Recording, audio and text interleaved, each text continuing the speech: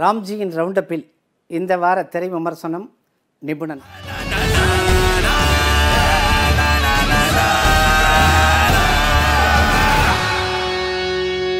படத்தினுடைய இயக்குனர் Arun Vaidyanathan, fashion studios தயாரிப்பு.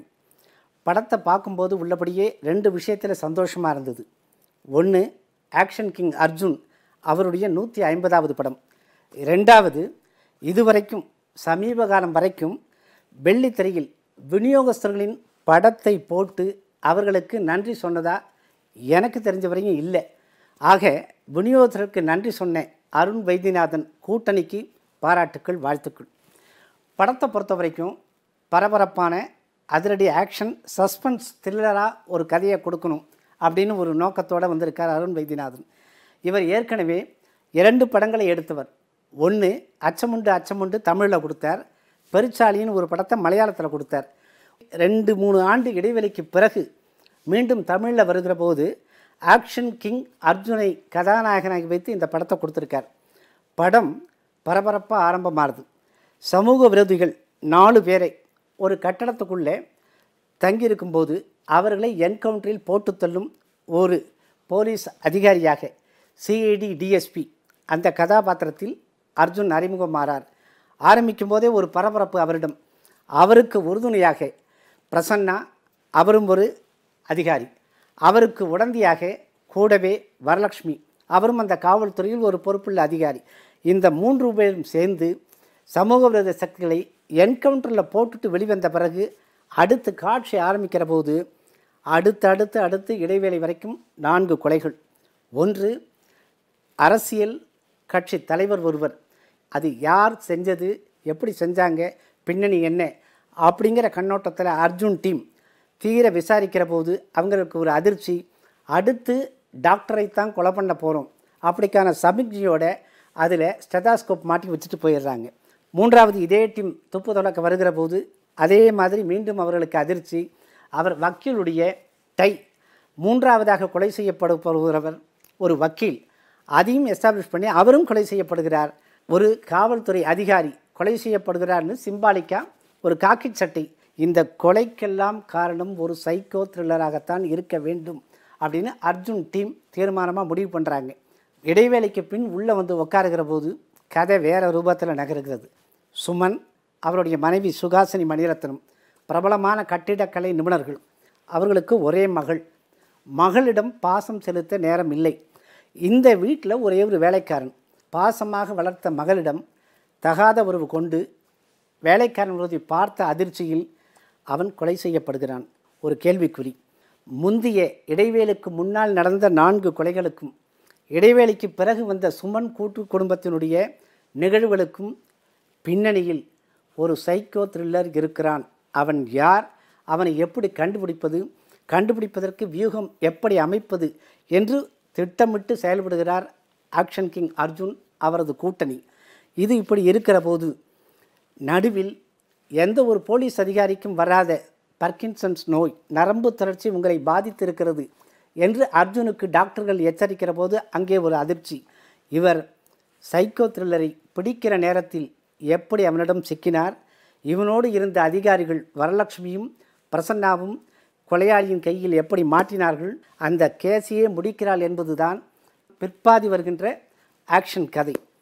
நிபுணன் என்று படத்திற்கு தலைப்பை வைத்திருக்கும் இயக்குனர் நாட்டு நடுப்பில் அவர் அக்கறையோடு ஒவ்வொரு செய்தித்தாளையும் படித்திருக்கிறார் என்பது புரிகிறது. காரணம், 8 ஆண்டுகளுக்கு முன்னால் நொய்டாவில் பரபரப்பு ஏற்படுத்திய ஒரு கதையின் பின்புறத்தை கையில் எடுத்துக்கொண்டு இடைவேளைக்கு பிறகு கதையை நகர்த்தி இருக்கிறார். ஆக்ஷன் கிங் அர்ஜுனை பொறுத்த வரைக்கும் அந்தர் பல்ட்டி, ஆகாய பல்ட்டி, எகிரி பாய்ந்து அடிக்கிற பல்ட்டி எல்லாம் இருந்தும் ஸ்டண்டில் அப்படி ஒரு மின்னல் வேக பாய்ச்சல் இருப்பார்.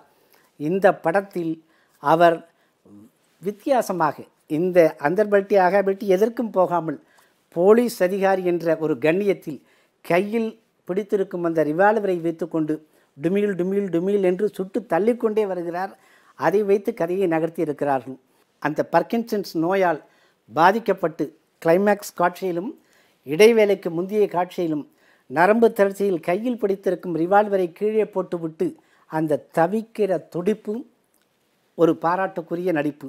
அது மாதிரியே தன்னுடைய தம்பி அவனோடு சேர்ந்து அவன் மணக்கவலையில் இருக்கிறான் என்ற நிலையில் அவனும் வந்து தன்னோடு சேர்ந்து மது அருந்து கொண்டிருக்கும் நேரத்தில் தனக்கு ஒரு ஃப்ளாஷ்பேக்கை சொல்லி கண்ணெதிரில் சுடப்பட்ட அப்பாவினுடைய ஆதங்கத்திற்காக நானும் இந்த போலீஸ் அதிகாரியாக வேலைக்கு வர வேண்டிய கட்டாயம் ஏற்பட்டது என்று கண்ணீரோடு சொல்லி நிறுத்தும் கதையில் அர்ஜுன் நடிப்பில் நினைவில் நிற்கிறார்.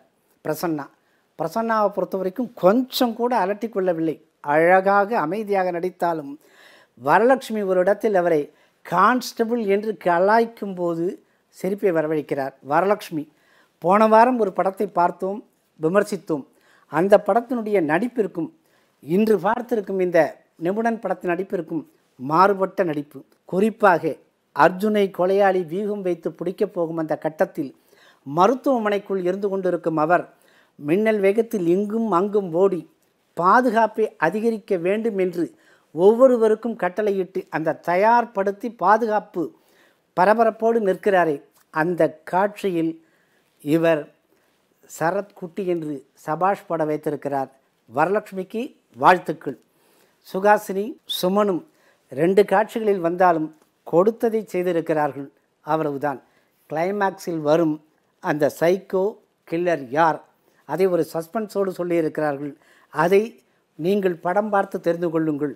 இன்றைக்கு முன்னுக்கு வந்து கொண்டிருக்கும் ஒரு இளைஞன் பரபரப்பாக நடித்திருக்கிறான். முந்தைய படத்தில் அவன் பார்த்ததை விட இது வேறு மாதிரியாக இருக்கும். யார் அந்த இளைஞன்? ரசிகர்கள் பார்வைக்கு விட்டு விடுகிறோம்.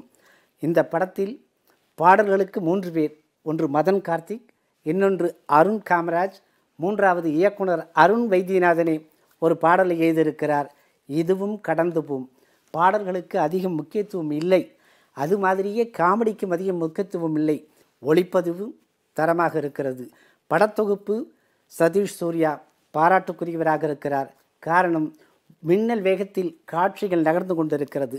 மொத்தத்தில் படத்தை பார்த்து விட்டு வெளியே வரும்போது அருண் வைத்தியநாதனுடைய இந்த கூட்டணி எடுத்திருக்கும் நிபுணன் படத்தில் கதாநாயகன் நிபுணன் என்று சொல்லுகிறோமோ இல்லையோ, வடிவமைத்திருக்கும் திரைக்கதையில் அருண் வைத்தியநாதனும் ஆனந்தராகவும் நிபுணன் என்று அழுத்தம் திருத்தமாக சொல்லலாம்.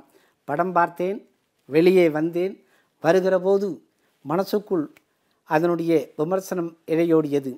நிபுணன் இடைவேளை வரை மெட்ரோ ரயில், இடைவேளைக்கு பிறகு பறக்கும் ரயில்.